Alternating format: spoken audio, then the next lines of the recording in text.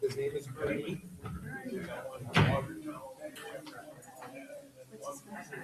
Torres, Torres.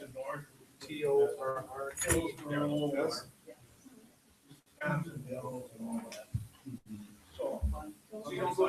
262. Okay, so you don't really have 225 0922. He's a handyman. He does a lot of different things.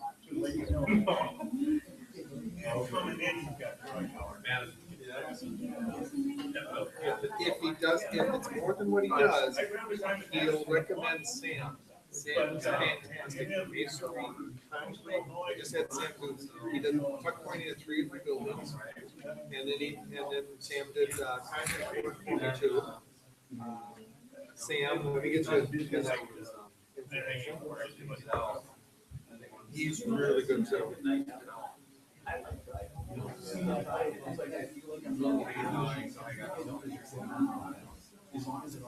Bernie is, but Sam is not. Well, I didn't get let all the crazy go. Crazy, they're Yeah. So I'm like, Okay, Sam, and his last name is MC. You have to load and unload, or you just drive? no, I gotta He does concrete work and he does masonry, Okay. and his phone number is 262 364 6200. And I needed some work done, or I needed to have something done, so I talked to Ernie, because I've known Ernie for quite a while, and he says, call Sam. I called Sam, he did phenomenal work, and great prices, so. You go out there with a full load. Otherwise, you gotta count for all those little pieces. Some of them are this, and some of them are 16 already. So it's. Settling? Well, it's nothing to keep track. Yeah. We need a cat. Outside. We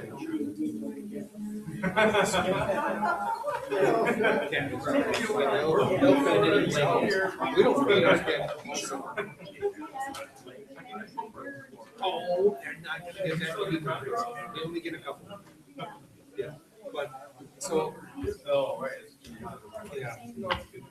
Yeah, just Sam, he goes by Sammy. Sammy, yeah, he'll talk to your, he's a great guy. He's got great guys that do work with him.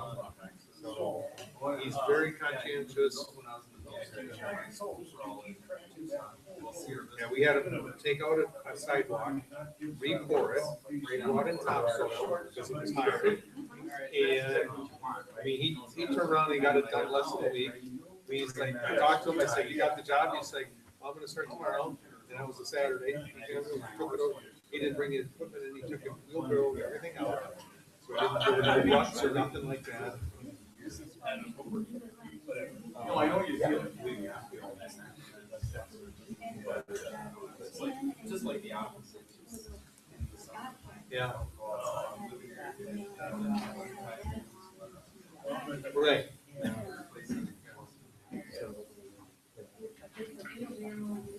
Yeah. Right, probably for that, Ernie will be the guy there, but for the, you need masonry work done, Sam, but the stuff by your patio, that's probably Ernie can take care of it too. Cause that's just picking them up and relaying them, sand, and, yeah. Right, yeah.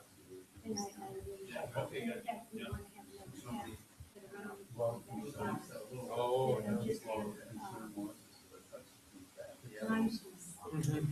yeah. Land and stone. Yeah. The flakes don't. Yeah.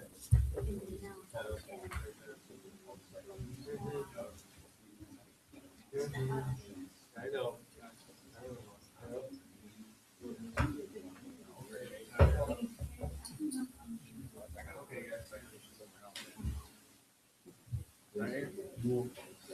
Was that what you?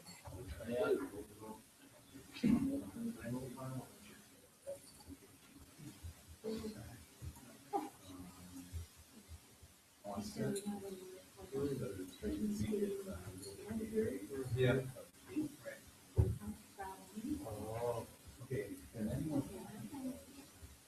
9. Yeah. Yeah. You ready? 6:30. We're on.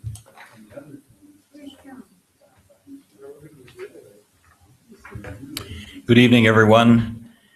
Welcome to the regularly scheduled meeting of the Town Board of the Town of Waukesha, Thursday, May 28th, 2015, beginning at 6:30 p.m. And we will begin the meeting with the Pledge of Allegiance. If you would rise, please. I pledge allegiance to the flag of the United States of America and to the republic for which it stands, one nation, under God, indivisible, with liberty and justice for all. Clerk Nicholas, will you please call the roll? Supervisor Durr? Here. Supervisor Fisher? Here. Chairman Merrick is absent. Supervisor Radke? Here. Supervisor Wolf? Here. Thank you. Our town ordinances provide provisions or make provisions for proceeding with the meeting in the absence of the chairperson. The procedure is simply that the senior member of the board calls the meeting to order and has the roll called, which we did. After that, we're commanded by section 2-3-10 to elect a temporary meeting if it's the conclusion of the board that the chairperson will not be here this evening, and I believe that's our understanding that he will not be in attendance. So we need to elect by motion someone to preside over this meeting for the duration of the meeting. Is there a motion to elect an acting town chairperson for this meeting? I'll make a motion that we elect Supervisor Fisher as the acting chairman for the meeting. I'll second that. Okay, the motion has been made and seconded to appoint or elect Supervisor Fisher to be the temporary town chairperson for the meeting this evening. Is there any discussion? All in favor indicate by saying aye. Aye. Opposed? I will abstain, and we will proceed from there. Clerk Nicholas, have we complied with all of the statutory and town ordinance requirements for notification of this meeting? Yes, we have. Okay, thank you. We'll proceed then to item number 4, which is citizens' comments. On your agenda, the rules and expectations for that are listed. Anyone who would like to address the board on any issue that is in any way pertinent to town business is welcome to do so. We would ask that you limit your time to a maximum of 3 minutes. Please come forward if you're prepared to do so. When you approach the microphone, please give us your name, spell your name, and give us your address for the records for the clerk. Anyone like to participate in citizens' comments? Please come forward. Let's make sure that microphone is on, and if you would, get close to the microphone so we've got a good amplification of your voice, please. You can move it. So you can stand. Proceed. My name is Jeff Panosian. That's spelled P as in Peter, A-N-O-S-I-A-N. I own Waukesha Storage, the self-storage center located at West 271, South 2885, Merrill Hills Road. The center is located directly on Merrill Hills Road. Thank you for providing me the opportunity to comment. It's greatly appreciated. My comments tonight are with regard to the agenda item of the Green Lane connection. When I first learned of the bypass, I was a little anxious, to say the least. I didn't know if it would be good for business or if it was going to be bad for business. Then I learned that Merrill Hills Road was going to be turned into a dead-end road, and I felt that was going to be bad for business. That scares me. That scares the heck out of me. If you could imagine, if you owned a retail-type business which was located on a well-traveled road, and then you found out that that road was going to be turned into a dead end, I think you would agree that that's bad for business. Well, evidently, I wasn't the only one with a concern. As part of the bypass process, what was included was a very thorough study conducted by the county, the state, and the federal government. There were multiple public information meetings. There were several opportunities for the public to provide input. As part of the study's findings, it was concluded that the Green Lane connection was desirable. That's why the connection is on the plan today. Residents on Green Lane had a concern that the connection might lead to cut-through traffic. Hence, an offset was incorporated into the design, and several options were engineered to help provide traffic calming or traffic avoidance.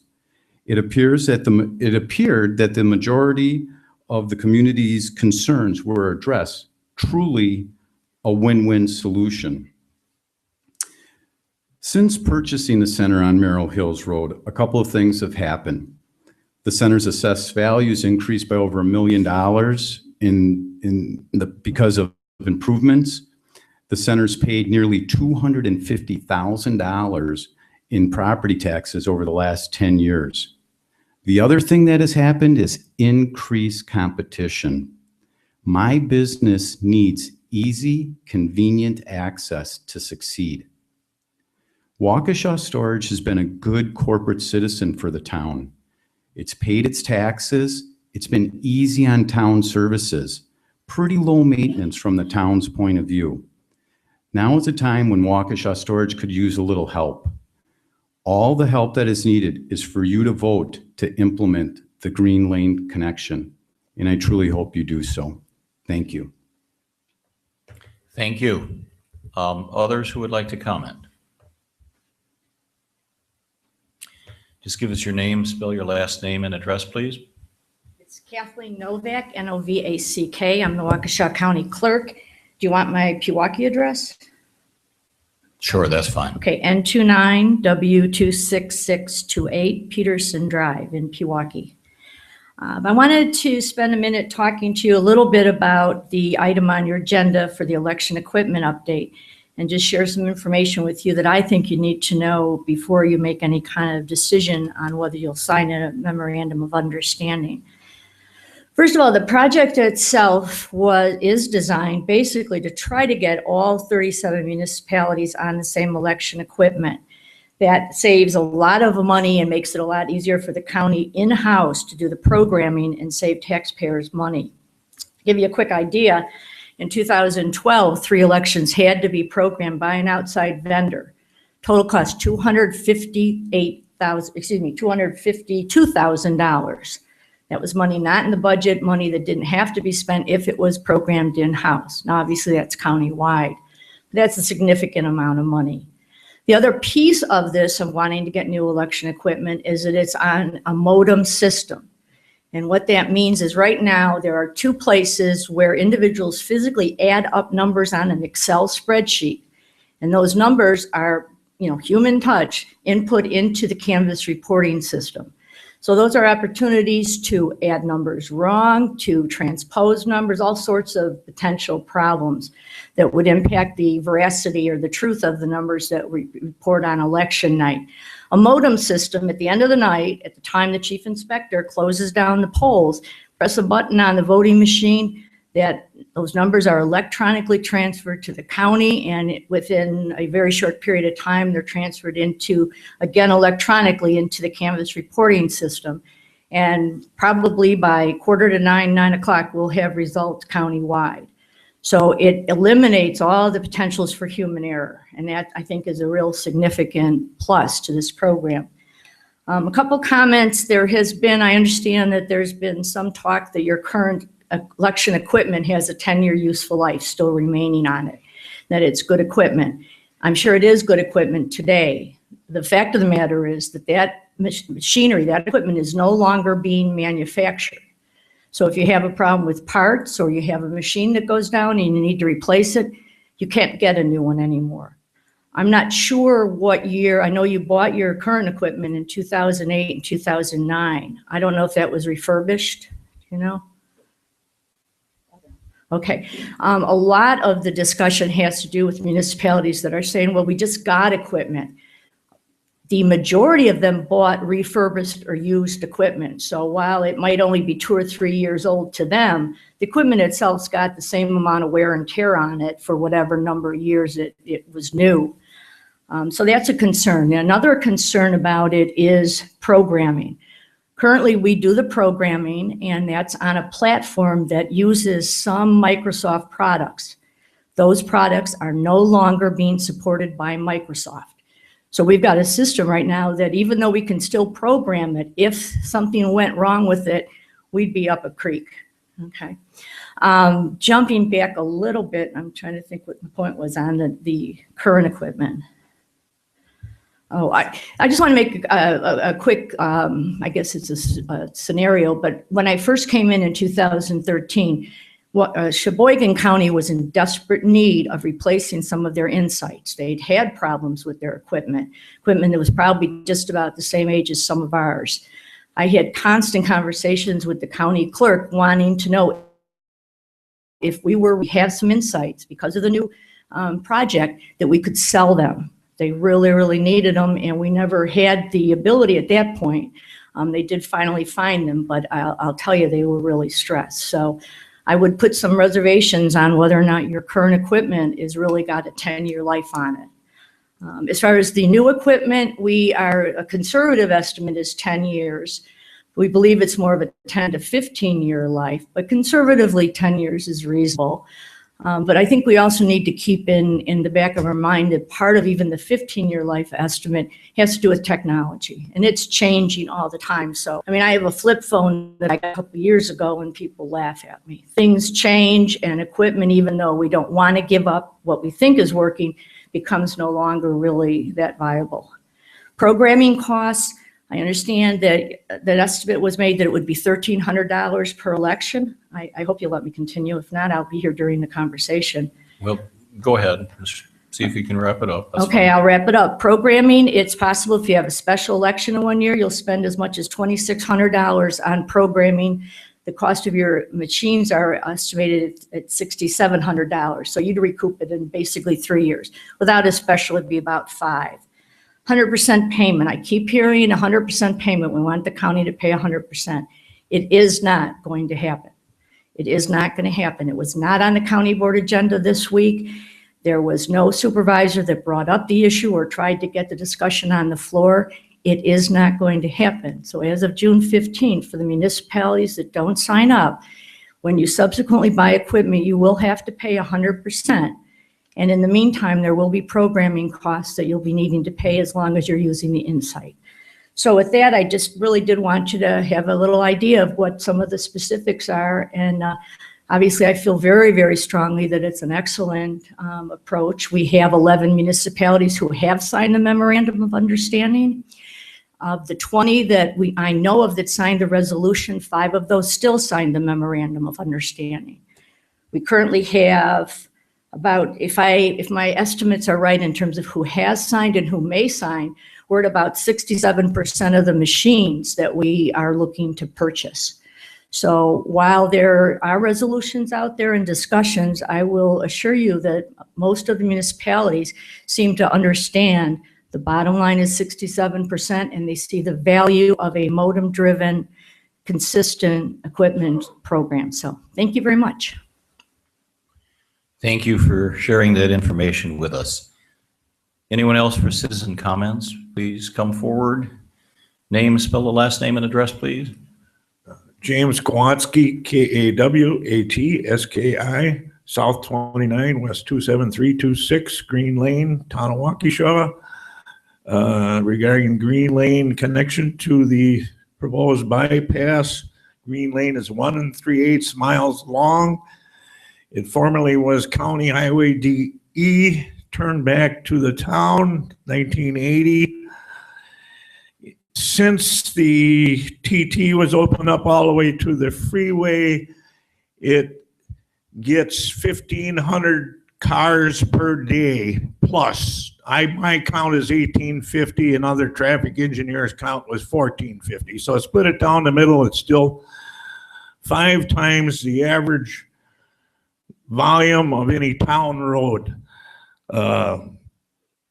I don't object to Green Lane hooking up with the bypass. And if you sit at the intersection of Green Lane in a car headed east at the stop sign, just visualize the jog to the right or the jog to the left, that's an exercise in futility. If you're going to do it, it should be straight. But that is for the engineers and everybody else to decide. But I'm not against it if they make a cul-de-sac at the west end. But now it gets too much traffic for the road it is. It's 48 or 49.6 right away with a bad curve in it, and it's dangerous. And then the cars fly through there. And if it's open directly to the bypass, numbers will increase dramatically. So, like I say, my idea is to get the traffic just local rather than a cut through. And that's the function that it's serving now. And if you run that straight through or hook it up to the bypass with either the offsets, it's only going to increase. So the problem is going to be compounded. If you elect not to hook it up, I'm fine with that too. But if you hook it up, I don't have no objections, but I say make a cul-de-sac at the west end so you don't have the through traffic. And that's going to cost some money and take some land, but it might be cheaper than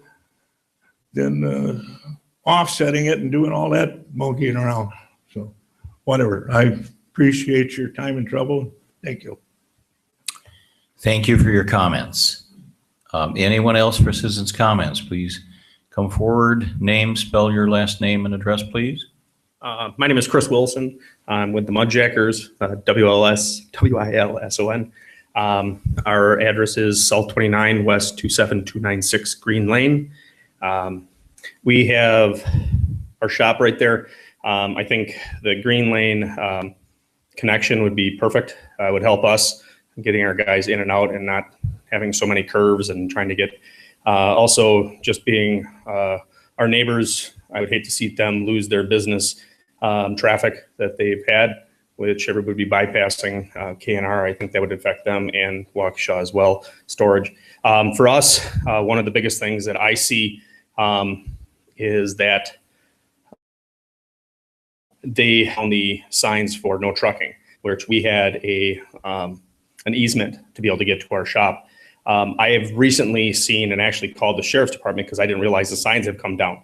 And one day I would have every 5 minutes a quad axle dump truck going down our road. That's a very narrow road, and we have young little ones on that road as well. And if they would try to go to the trail, with their parents, that's very, very dangerous. So I am in full agreement with the cul-de-sac at the end on the west end. I think that would be probably the best bet.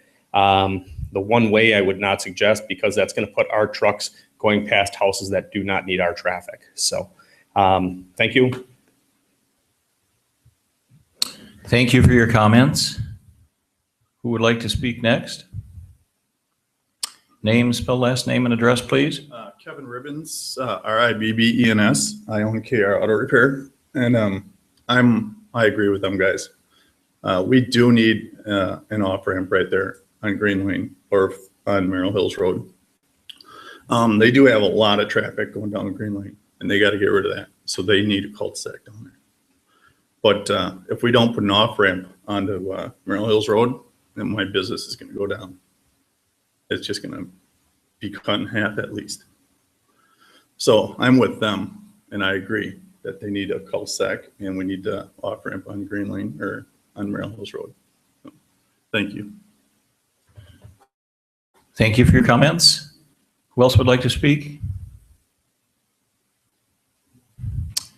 Name, spell your last name and address, please. Norm Hanson, Hanson. I'm with Rockwood Church. I'm a board member there representing Rockwood.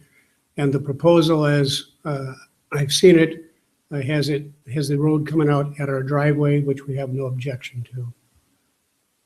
Which address would you like? My home address or? Either is fine. If you want to give us a church address, it's fine. I don't have that one with me. At home, it's W319N755 Cobblestone Court. Thank you. Thank you for your comments. Anyone else? Going once, twice, 3 times? Okay, we will then conclude citizens' comments. Thank you all who participated. Item 5 is approval of minutes. We have 2 sets of minutes before us. One is of the regularly scheduled town board meeting of May 14th, 2015. And the other set of minutes is for the special board meeting on the 19th of May. In your packet, you have a blue copy of the minutes for the 14th. Correct, and I would suggest we need to take separate motions on these. I believe everyone was present for the meeting on the 14th, and there were but 3 of us, Chairman Merrick, Supervisor Durr, and I, present on the 19th, so we need to take these in separate actions. Make a motion to approve the minutes from May 14th, 2015. I'll second. Okay, moved by Supervisor Durr, second by Supervisor Radke, to approve the minutes of the regularly scheduled board meeting of May 14th, 2015 as presented. Any discussion? All in favor indicate by saying aye. Aye. Opposed? So they stand approved. Would you like to take action on the meeting minutes of May 19th? Make a motion to approve the minutes of the May 19th, 2015 board meeting. I will second the motion to approve those minutes. Just an interesting thought here. It occurs to me we have but 2 members who participated in that. Probably should be the only people voting on that. I'm wondering if that should properly be held over till we have a We can come back. majority. Just a Let's thought approve it. there. If we have to come back to it, we can. All right, so I'll withdraw my second. Would you withdraw your motion? No, I think we should, since we gotta come back to them, we'll come back to Okay, works for me. Any objection to that, the other members of the board? All right, then we'll go ahead and do that. If we get sent back, we'll do it again. All in favor of indicating those, or approving those minutes indicate by saying aye. Aye. Opposed? All right, the meeting minutes for May 19th are approved. Item 6, reports. Item 6A is clerk treasurer's report. Kathy, is that you? That's me, no report. Okay, your report will be received. Thank you. That was good.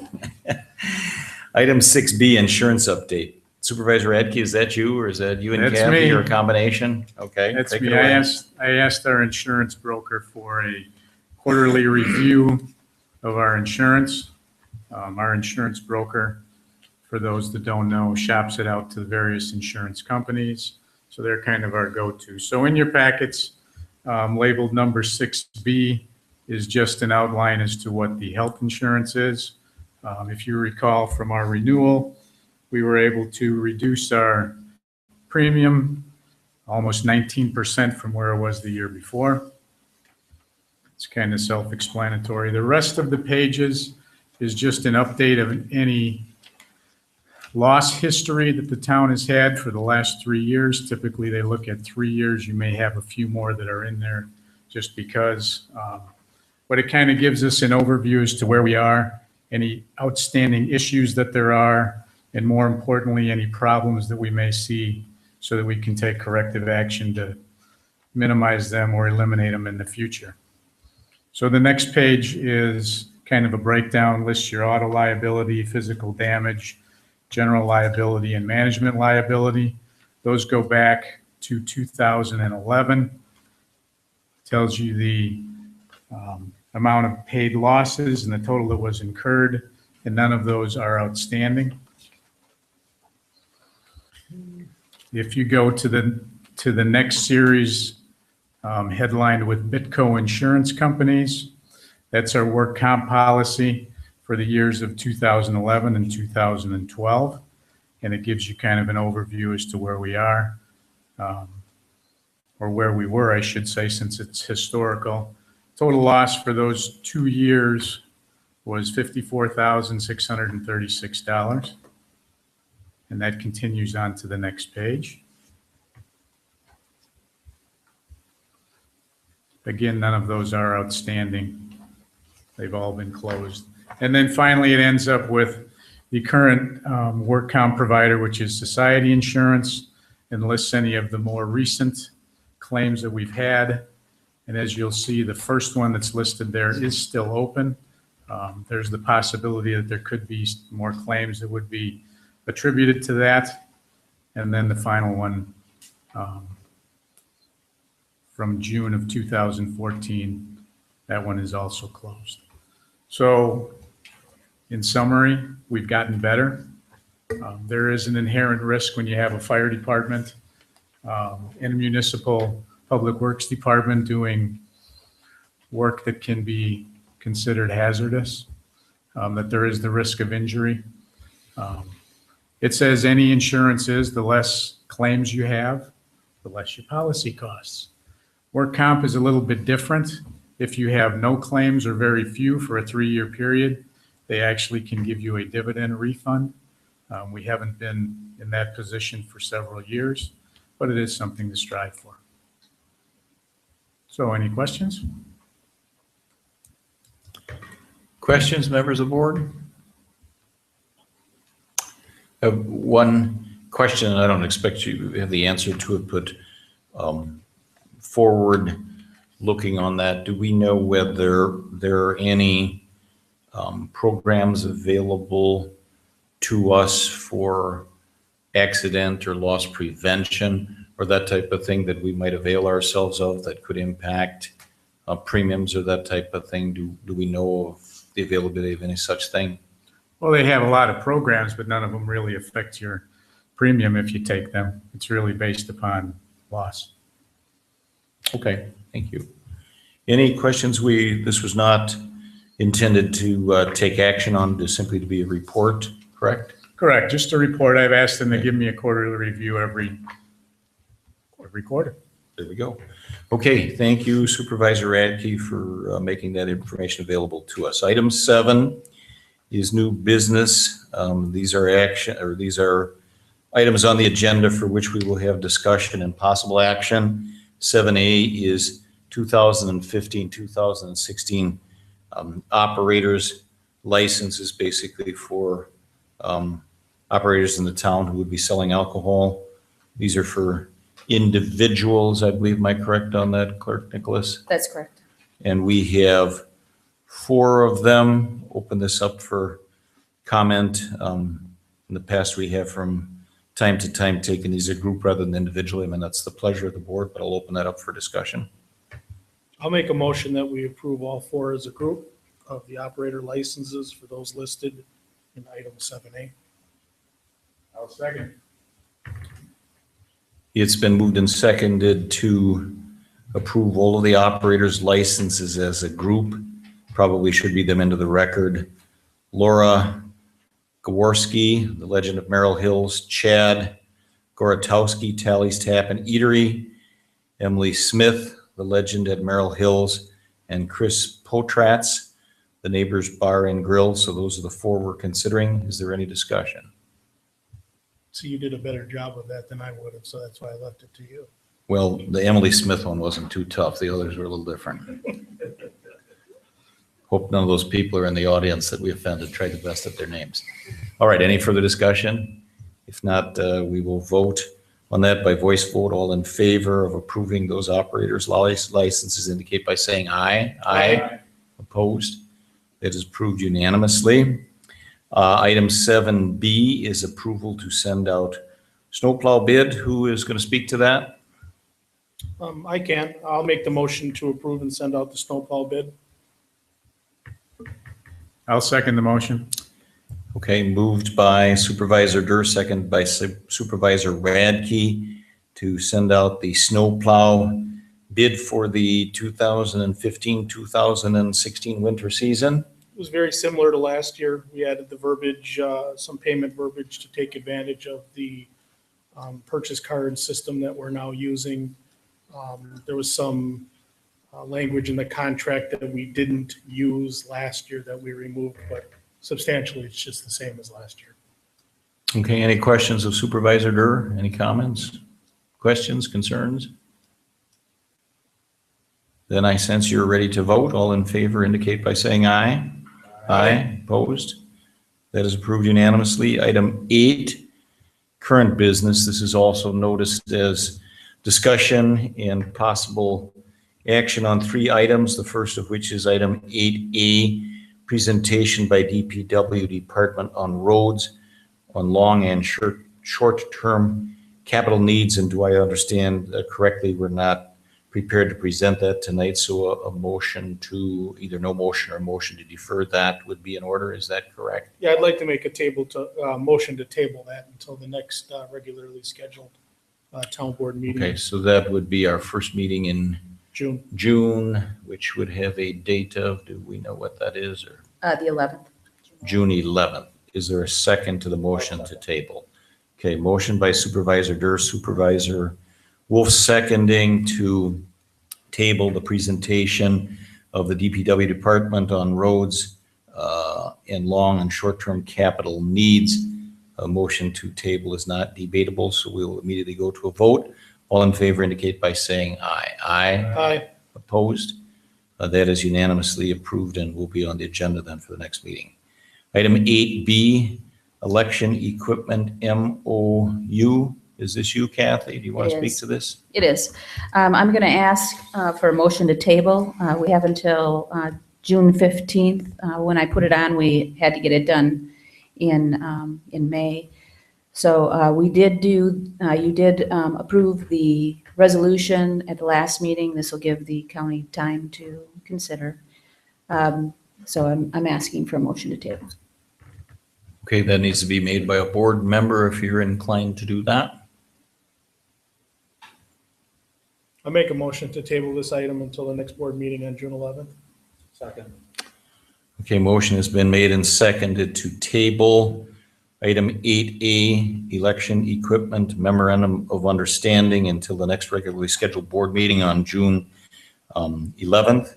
Is there any discussion on the motion? It's tabled. Correct. So there is no discussion. Thank you. Immediately vote. All in favor indicate by saying aye. Aye. Aye. Opposed? So that is tabled until the next meeting as well. Item 8C is connection of Green Lane to the bypass.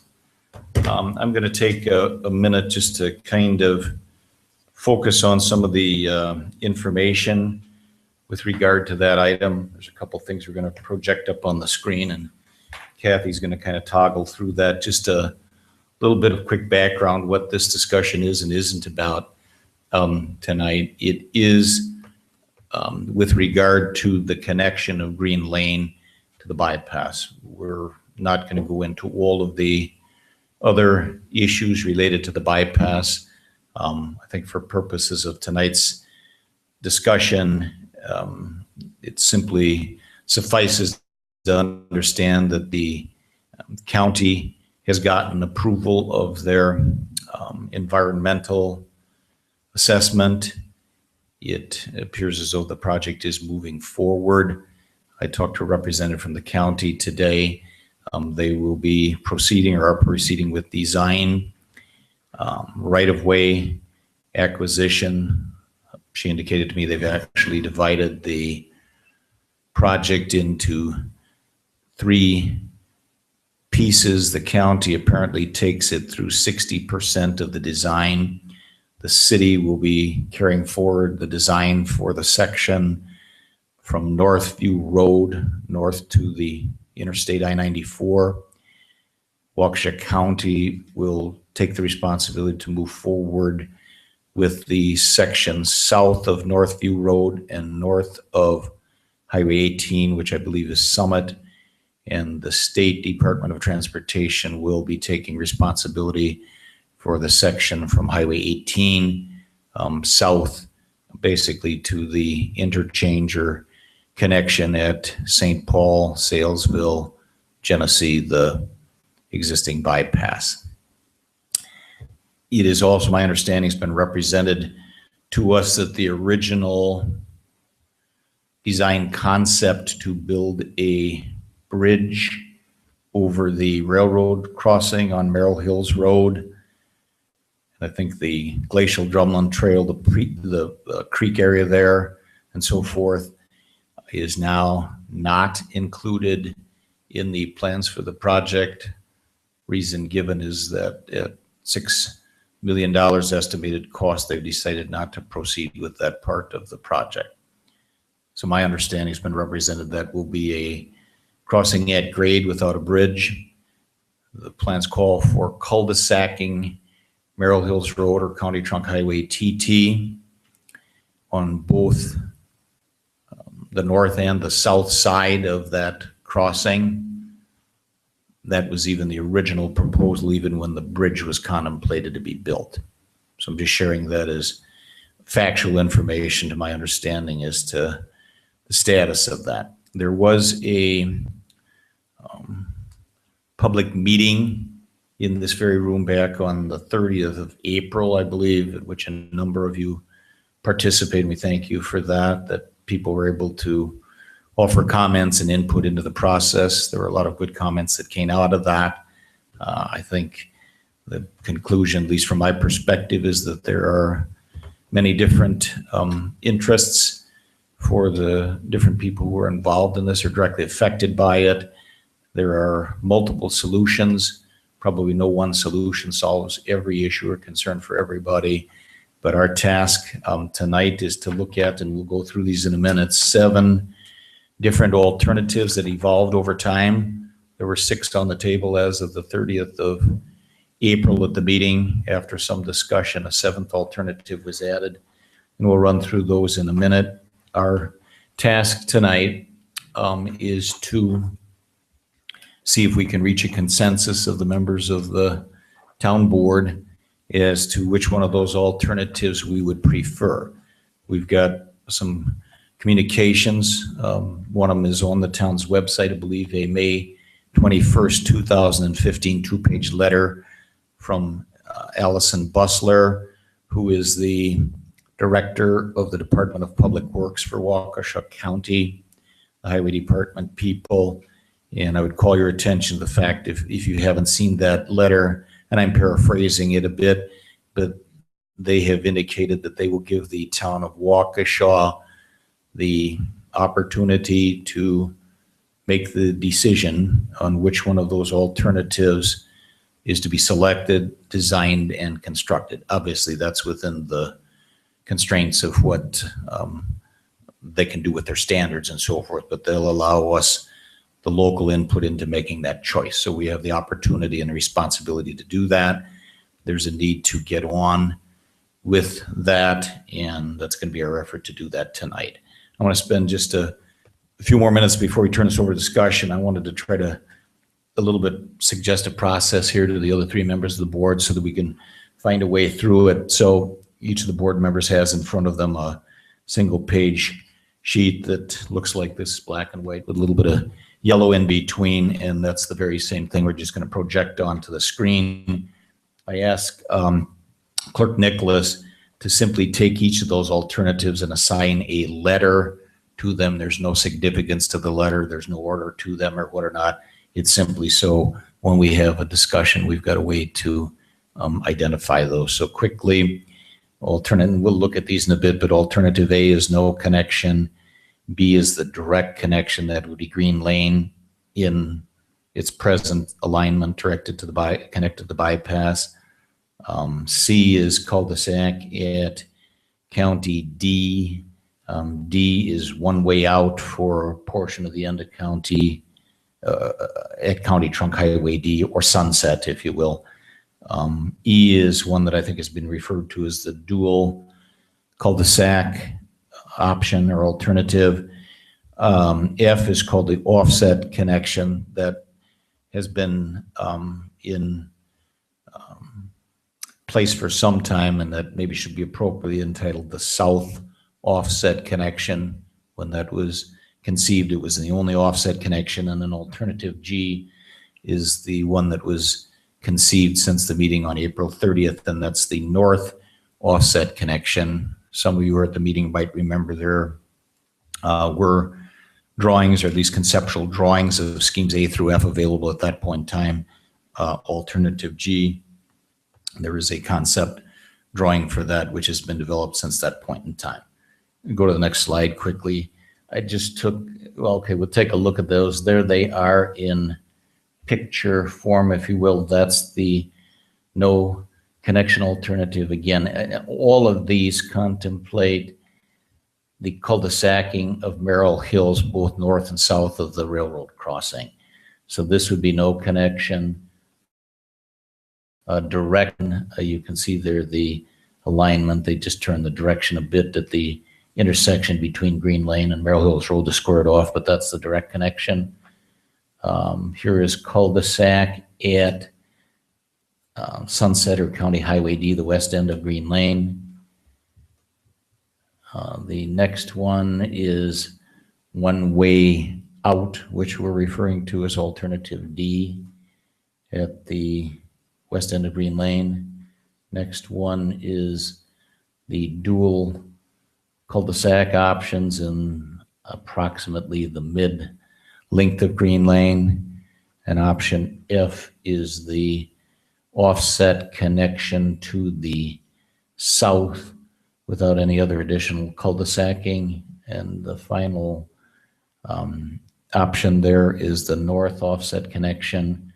That's the one that was spoken to, that has been conceived of. If you look some of the, I think it's blue line work on their highway department people explained that in that option, they would begin the required links for tapering or deceleration lanes immediately following the railroad. And that's the length that it takes to get that connection. And as Mr. Hansen indicated, that then basically aligns with the driveway of the church on Merrill Hills Road. There was discussion, this drawing doesn't show it as such, but I know there was discussion at that meeting that this alternative, I think would be, or some people were envisioning it, would be considered in conjunction with a cul-de-sac at the other end of Green Lane. And I'm not sure that everybody was on that same page, but that was certainly part of the discussion. It's not shown on that illustration. Just quickly, a couple of things that I'd ask the members of the board just to focus on when we discuss and deliberate this. There are a lot of implications of this choice, whatever it might be. One of the things that's common to all of them, and we've known of this for some time, the county, again, TT, Merrill Hills Road is county road.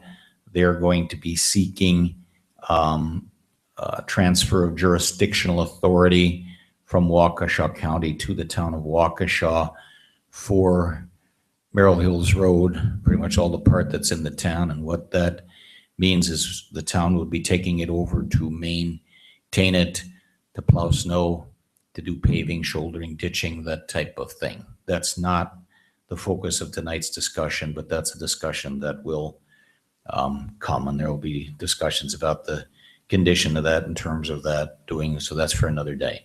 Next one, real quickly, what has driven an awful lot of this discussion is concerns about and different visions about traffic routes, patterns, and traffic volumes, particularly on Green Lane, and there are some implications for that for traffic volumes on Merrill Hills Road. Next one, a slide here to originally set this up, speaking to safety issue. We do have some input from Fire Chief Dan Buchholz, who was not able to attend the meeting tonight, but he did put together a written communication that I think each of the members of the board has, where he expressed some of his thoughts about that. I don't know that it's necessary to read that into the record at this point in time. I think we'll let that be part of the discussion when we get to different options, but he has weighed in on his thoughts about these options from a safety perspective. Kathy's put the summary together. We'll just go back to it just for a real quick minute. You can read it, but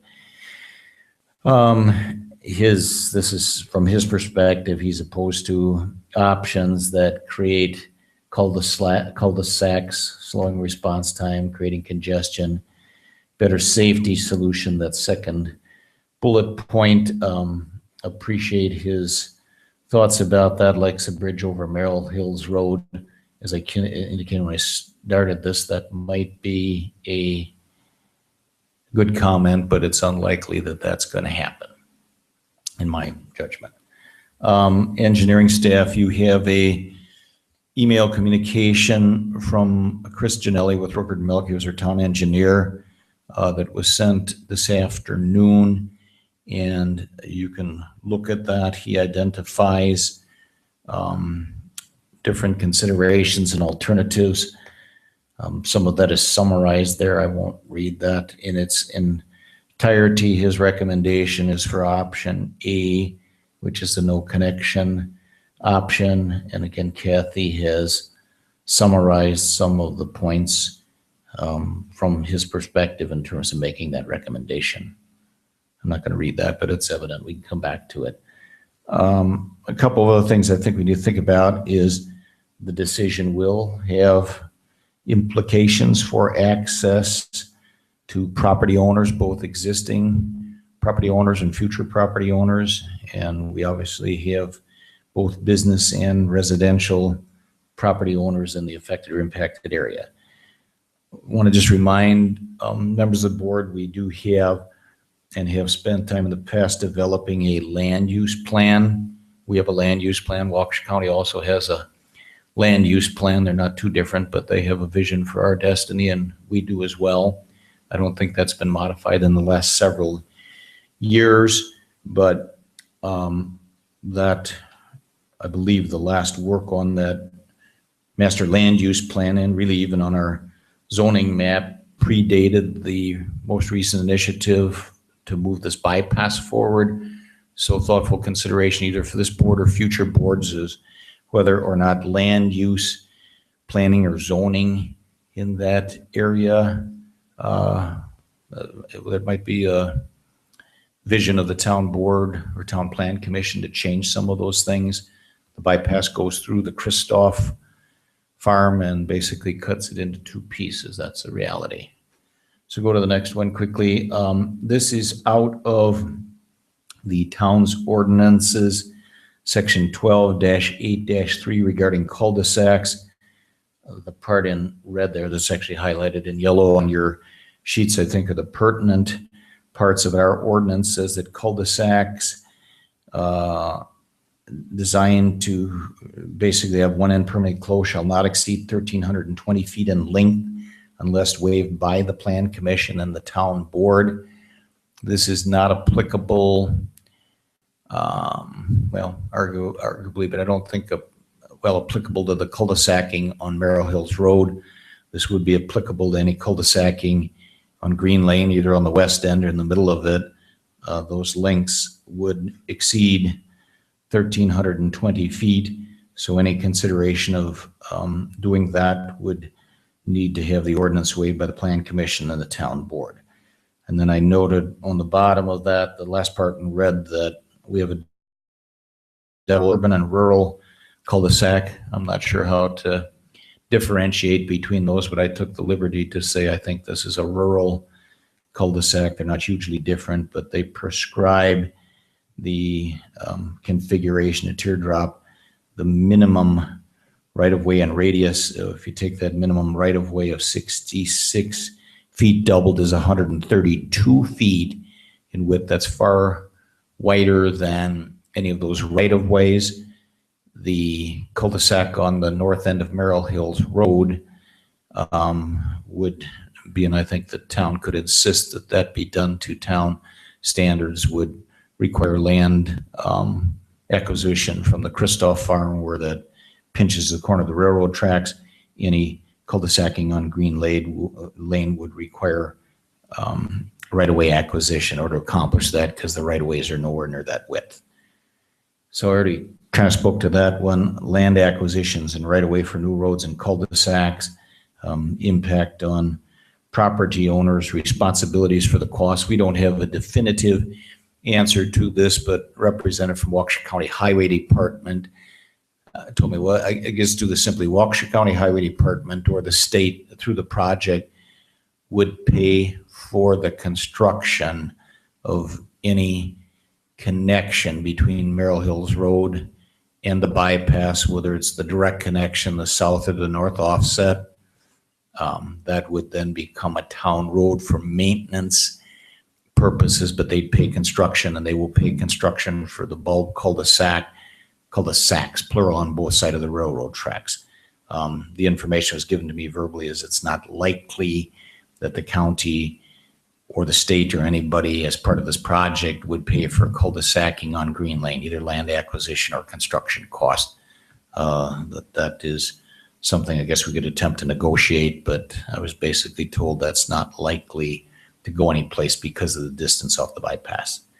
The next one here quickly, well, go back real quickly, the one we've already kind of tripped across it a bit, but the design and construction of new roads and cul-de-sacs, again, the responsibility for cost doing that, kind of talked about that, and we've already, I think, talked through the next one you can go to, which is just the maintenance. So I just put that up. There may be other things that town board members would like to suggest that we ought to consider, but that was my thought of a whole bunch of things that are in play when we have this discussion.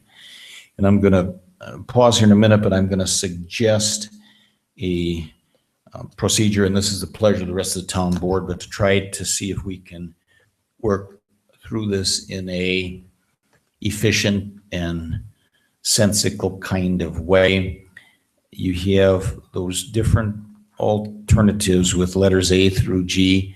Kathy can draw those back up, I think, or back up to them anytime we want to discuss them. My suggestion to the rest of the board members is I'm wondering if we ought not to try to see if we could get a consensus to eliminate some of those and whittle down the number of options, whether that would make our discussion more productive. Again, it's the pleasure of the town board, but that's my suggestion to do that. And I think in terms of eliminating those, again, my suggestion would be that we try to see if we have a consensus of everyone to eliminate any of those before we do. If somebody would like to keep them in play, I would suggest that we honor that until we get the list whittled down. And I think any part of the discussion on elimination of any of these options or ultimate selection needs to have reasons for it. We need to have findings. We need to have reasons for what we want to do. So I'll open that up to you if you've got a better way to proceed with it, but I'm suggesting a bit of discussion. We probably should take these off. If we're going to eliminate them, we should probably take them off by motion. I think those can be simple voice vote on motion. I don't think we need roll call things, but I'm open to your suggestions.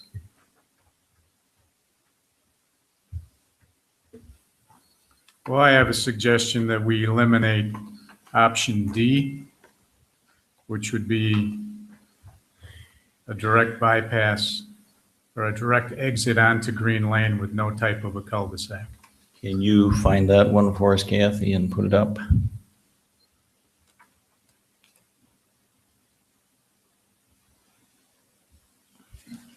My reasoning is that all that'll do is just increase traffic on Green Lane and not really solve any of the issues that we talked about. So that would be your primary reason for suggesting the elimination of option or alternative D? Correct. Okay. Anybody else want to weigh in on that or what or not to see if we can get a consensus? Supervisor Wolf? I'll agree with that one. Running at a direct line is going to put way more traffic because people are going to go that way instead of going a little bit east to go to Sunset. So I will totally agree with that. Okay. Can I say something? I think B is, this is the one way out option. No, this is the wrong slide here. Yeah. That's D. Thank you. We need to, So did you say B or D? D like David? D is in David. Boy. And I'm going to weak angle here. No, we're talking about two different. No, we get it back up. B is, oh, D. Okay, Yeah. I've got the wrong one. Okay, I thought it was B. Okay, and I went to D. Okay. Okay, let's make sure we get clarification on this. Or did we misunderstand that? Your Supervisor Radke, yours was for D as in dog or B as in boy? D as in dog. Okay, D as in dog. I thought it was B. Okay, that's fair enough. All right, so we have one way out at County Trunk Highway D as in dog, Sunset, and his suggestion is the elimination of that because it doesn't solve the basic traffic volume problem. Not putting words in your mouth, but that's the essence of it. And then Supervisor Wolf, are you agreeing with the elimination of I D? have the same opinion on this one almost. It won't, it'll cut down some traffic than the Okay. straight through, but I'm in agreement. Okay, With so those. do them one at a time. Supervisor, thing you want to say about alternative D?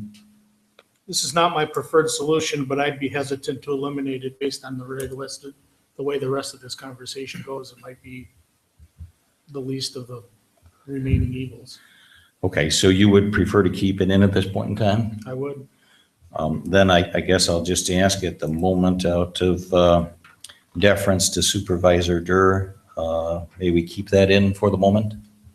That's fine. B, okay. Who would like to take another shot?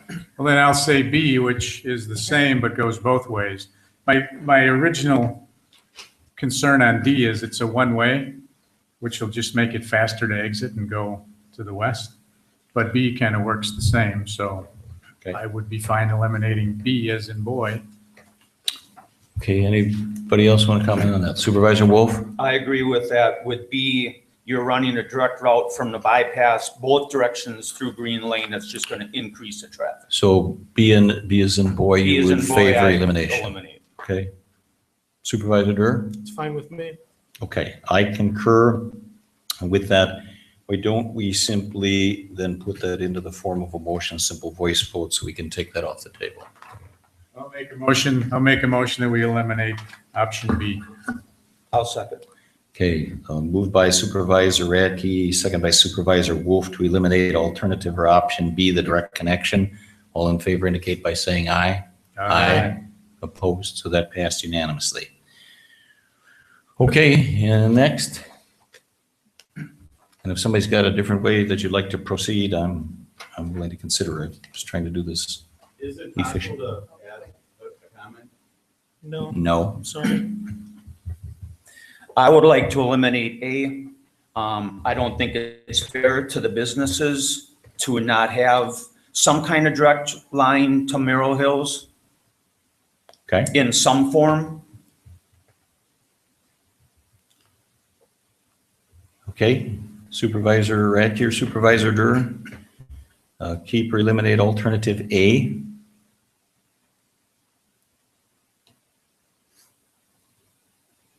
At this point, I wouldn't support that, although I don't disagree with you. Yeah, I don't necessarily disagree, but I'd rather not eliminate that one at this time. I also would prefer not to eliminate alternative A at this time, so we'll leave that on the table.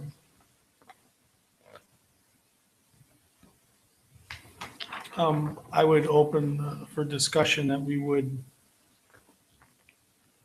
eliminate option F, the offset connection, with nothing else to hamper through traffic on Green Lane. Okay, and can we put that one up on the board? That would be F. It's called the offset connection. It's really the one to the south. Okay, there we go. So Supervisor Durr favors elimination of alternative F. I would concur. Supervisor Wolf or Supervisor Radke? I would agree with that. With the connection, I think it's much better if the connection is down towards the businesses than towards the south end. So you would be in favor of eliminating alternative F? Yes. Yeah, I would support that as well. So it sounds like 4 in favor of that. We should put that then into a formal motion. If someone would like to make the motion to eliminate alternative F, which is the offset connection or south offset connection. Go ahead, Mike. Go ahead. I'll make that motion. I'll second. Okay, the motion is made by Supervisor Durst, seconded by Supervisor Wolf to eliminate for further consideration alternative F, the offset connection to the south. All in favor indicate by saying aye. Aye. Opposed. So that is unanimously removed from consideration. I'll take another stab at this.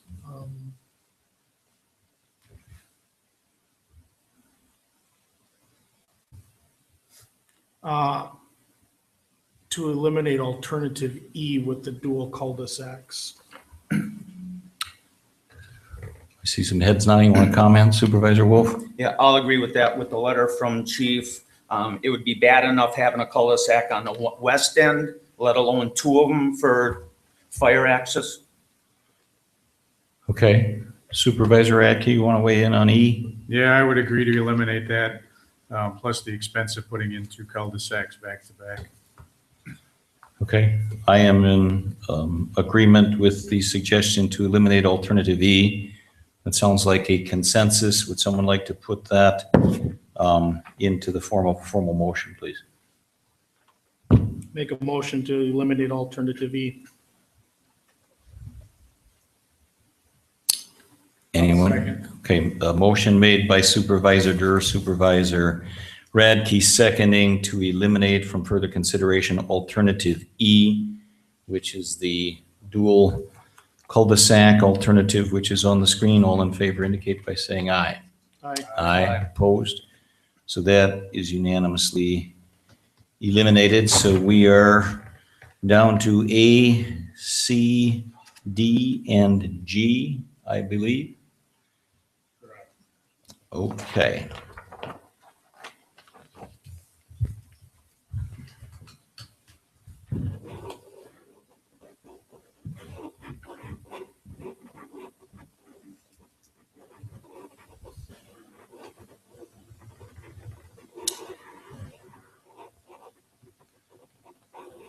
Certainly, if anybody wants to talk about positive attributes of any of those alternatives, that certainly is your prerogative.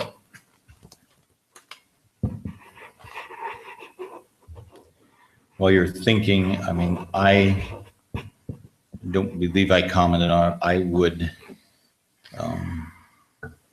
support elimination of alternative D, which is the one way out at County D, but I know out of respect, Supervisor Durr, you wanted to keep that in place, so just waiting on that. One of the things I guess I would ask for some thought or discussion about with any of the cul-de-sacing on Green Lane, and I have frankly, some considerable concerns about that, notwithstanding the purpose of that, but our ordinance would seem to preclude doing that without town plan commission approval and town board approval. Fire Chief Buchholz has expressed some concerns about that as well. If you are in favor of doing that, then I'm assuming you would be in favor of the town board waiving the need to comply with 12-8-3. I would be. Okay. Yeah, I would have no objection to waiving that. I wouldn't either. Okay.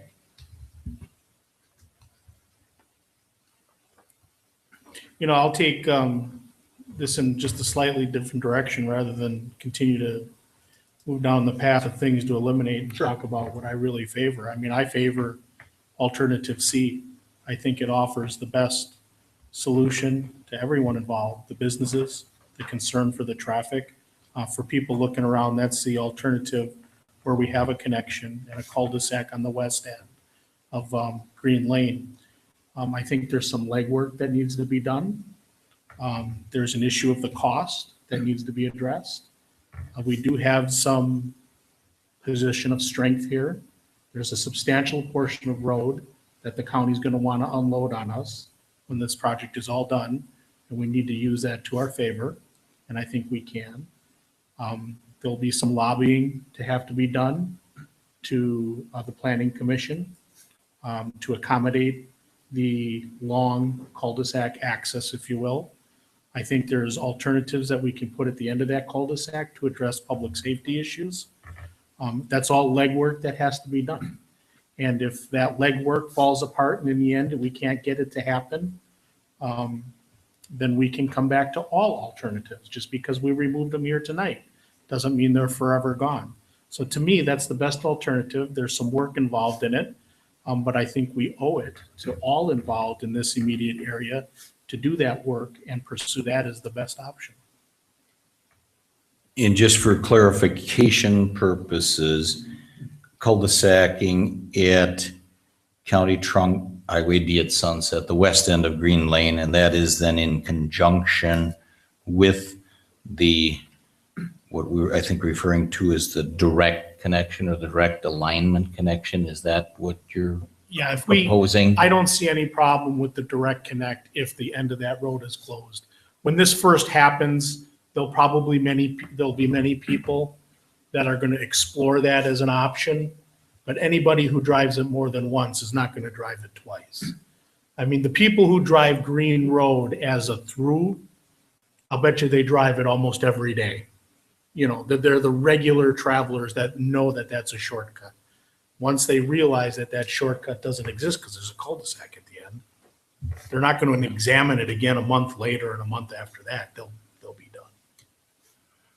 Okay, anybody else want to express a first or second preference or give us your thoughts on what remains of A, C, D, and G and your reasons therefore? Well, I agree with Supervisor Wolf that A is probably the least desirable for the businesses and the residents on Green Lane. I would tend to, at this point, favor option C.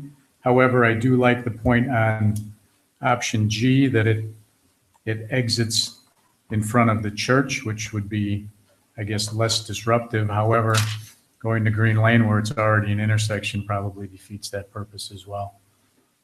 So I'm comfortable if we can work out the details and the costs that option C would seem to be the best result.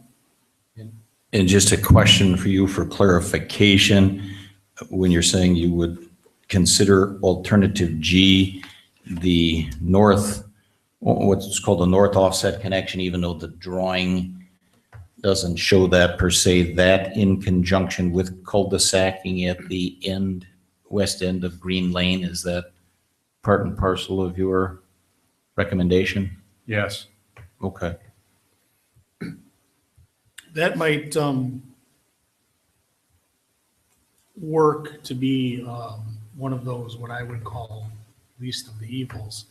I think we need to be cognizant of the fact that in the letter from the county, that they made it clear that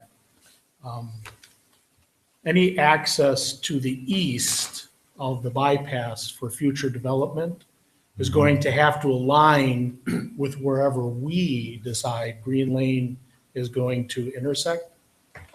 And the letter that we received indicated that if we choose that option, directly east of that connection would go into a wetland and not be permitted.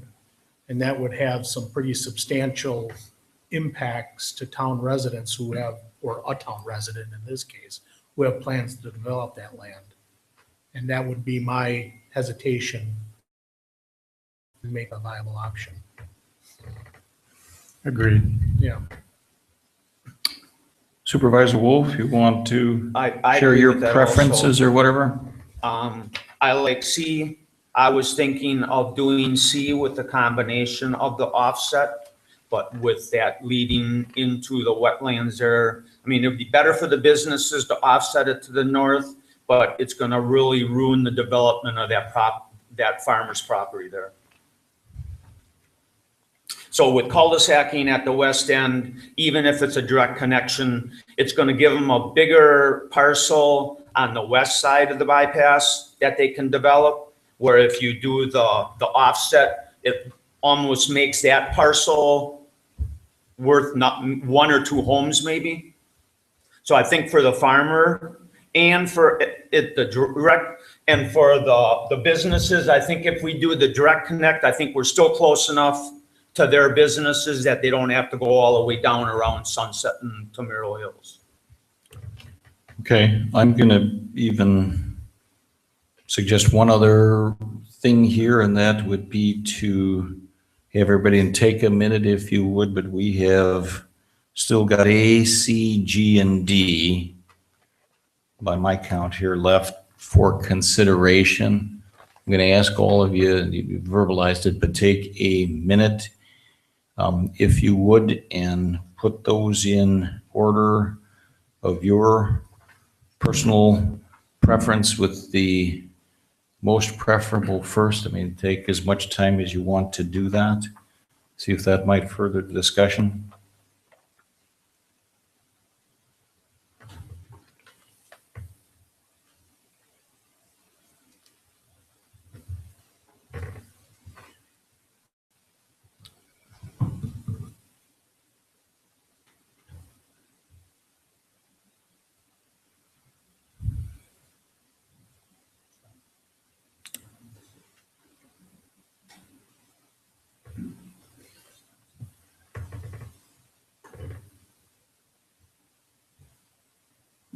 And whenever, If I'm not mistaken, didn't the county say they were not lighting Green Lane? That was gonna be a stop sign, correct? Correct. that's correct. Okay. And the other thing that they did say, and I don't think this is resolved at all, but that there is a possibility that the signals at Sunset and Merrill Hills might be removed. I mean, that's not too many years ago that those were installed, but depending on what they ended up with traffic volumes, there's a possibility those might be removed. But any connection would simply be stop signs to the bypass, as I understand it. Whenever anybody's ready to go with your 4 in order, if you're comfortable, speak up. Okay, I'll go. My number 1 alternate is C. okay, My number 2 would be D, because that's still going to eliminate some of the traffic and still give the businesses access to the bypass. Then G, the north offset, I like that, but I don't think it's going to eliminate a lot of, I think it's still going to add traffic to Green Lane because people are, even though there's a jog, they're still going to think it's going to be shorter. hang on just 1 minute, and not to interrupt you, but, and maybe we weren't real clarity on this, but I want to make sure I know where we're at. C, so we're all on the same page. Cul-de-sacing at County Highway D, and you're then, C is with the direct alignment connection and cul-de-sacing, is that what you're Yes. saying? All right. Yes, Hang on. just the way it is. All right, now And then D was my second choice. And then G was my third, and A was my fourth. okay, and let me just go a bit further so we're all on the same page. D, one way out at County Trunk Highway D, that's still with the direct connection of Green Lane at the bypass, is that correct? Right, because that'll eliminate the one direction. It might add a little bit going to one direction, but it's going to eliminate the backflow. All right, and then my question, your third choice was G, the north offset connection, is that with the cul-de-sac on the west end of Sunset? No, just the way it's drawn without the cul-de-sac. So Isn't that the no, way G is now? well, we've talked a bit about that. It's not shown on the drawing, and all I'm saying is I suppose you could have a G1 and a G2. I mean, I just want clarity. I mean, G could either be combined with a cul-de-sac on Green Lane or not. It would appear to me that. Well, I would move it up out of third if it's with a cul-de-sac. I would not make that 3 if we're gonna cul-de-sac. So without the cul-de-sac and 2 lanes, I would make that my third choice. Okay, so it's third if Without there's a cul-de-sac. no cul-de-sac, and you'd move it, you'd switch it with D if there is. And I move it up and share my number 1 with C if you're gonna cul-de-sac. Okay. Boy, was it a good idea to give letters to these or not? I say, was it a good idea to give letters to these or not? Beginning to wonder. All right, anybody else want to put your toes in the water? Supervisor Radke or Supervisor Durr? Sure, but I'm not going to put them in 4 orders. I like C. Fair enough, okay. G would be an alternative, but because of the wetlands, I don't really rule that in as a viable Right. alternative. I don't like A because of the fact that it excludes everybody on Green Lane, including the businesses. And I'm just afraid on option D that it's going to become even more traveled, although in one direction. All right, so your preference is C, Correct. okay? Got it?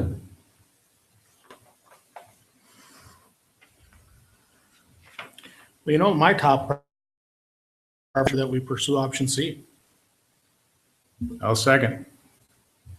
Okay, motion's been made and second to pursue option C. Any discussion? And I would like to have an opportunity to enter the discussion before we vote for what it is worth. My ranking on this would be, or my preference would be for option A, no connection. Probably I'd put them in the order of A, C, cul-de-sac at the end, but I do have a concern about that as it impacts our ordinance. Probably G and D, I don't see anything much to be gained by D with that one way out. I think that's confusion. I think we're still going to have issues with traffic volume. So for me, D is off the table. And I don't see any advantage of G compared to a direct connection or whatever. It does compromise the potential for development of the Christoph Farm property to the west of the bypass. If you look at the letter from Karen Braun, she's indicated that there will only be one public street connection between Sunset and the railroad tracks, and that public street connection would require alignment if it's to serve both sides of the bypass. So I think that really makes the potential development of the east side of the bypass, the Christoph Farm, complicated. My reasons for preferring option A, no connection, are several-fold, and I recognize the concerns about direct access to business properties. Direct connection from me, for several reasons, I think that is the safest solution of all of those. To have no connection to the bypass, it does inconvenience people a bit who are coming from or going to the north to get to both residential and business properties. I think it is the best solution to eliminating traffic, confused traffic on Green Lane. I'm not fond of the cul-de-sac at the end of a road which is 3,000 feet long, or at least that's what's been represented to me by the county. I note that option A is recommended by the town engineer. I note that our fire chief is not in favor of the cul-de-sacing. I think that there's also a bit of a concern for me with any connection directly from the bypass to Merrill Hills Road, that could invite traffic to go down Merrill Hills Road, across County Highway D, past the country club, down through that residential area to shortcut, perhaps not in time, but distance, getting to Genesee Road, Highway 59 going to the west. So those are my thoughts and reasons for preferring option A. With that said, there is a motion on the table to entertain further discussion. I think we want to make sure we have clarity with what the motion is, and if it's to express preference for option C, the direct connection with the cul-de-sacing, then it's my determination in terms of chairing the meeting that motion would be to refer that to the Plan Commission for their consideration and recommendation. I think that's required by our ordinances. So further discussion on the motion. As I understand it, the motion is to recommend alternative C with cul-de-sacing at the west end of Green Lane and with the direct connection to the bypass. Is that an accurate restatement of the motion? Yes. Okay, further discussion.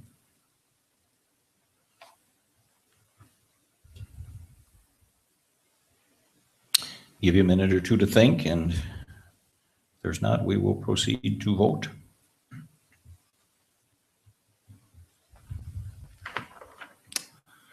Okay, does everyone understand the motion? Okay, then we will vote. All in favor of option C with the direct connection of Green Lane to the bypass and cul-de-sacing at the end of Green Lane, and is appropriate to indicate in the motion this is referred back to the Plan Commission in accordance with our ordinances? That's not my motion. Okay, well, we'll vote on your motion. That's the decision of the chair, but we'll vote on the motion without that. So all in favor indicate by saying aye. Aye. Opposed? Aye. Okay, motion passes 3-1. That concludes that discussion unless anybody's got anything more, and we will go to accounts payable. Authorization of the payment of the bills. Has everyone had a chance to take a look at that? A motion, if someone's comfortable, would be in order to pay the bills in the amount of $63,619.01, I believe is the number without the Rookert and Melky bill. Is that correct? Questions, comments? I make a motion to pay the bills in that amount. I'll second. Okay, motion by Supervisor Durr, second by Supervisor Wolf to pay the bills in the amount of $63,619.01. All in favor indicate by saying aye. Aye. Opposed? Passes unanimously. And then a separate motion to pay the invoice from Rookert and Melky in the amount of $2,471.06. Move, we pay that amount. Second. Okay, moved by Supervisor Wolf, Supervisor Durr seconding to pay the Rookert and Melky bill in the amount of $2,471.06. All in favor indicate by saying aye. Aye. Opposed? And abstentions? Aye. That concludes our agenda for the evening. Unless there's anything further, a motion for adjournment would be in order. Move, we adjourn. I'll second. Moved by Supervisor Wolf, seconded by Supervisor Durr to adjourn. All in favor indicate by saying aye. Aye. Aye. Opposed? Passed unanimously. Thank you, everyone, and we are concluded at 7:54 p.m.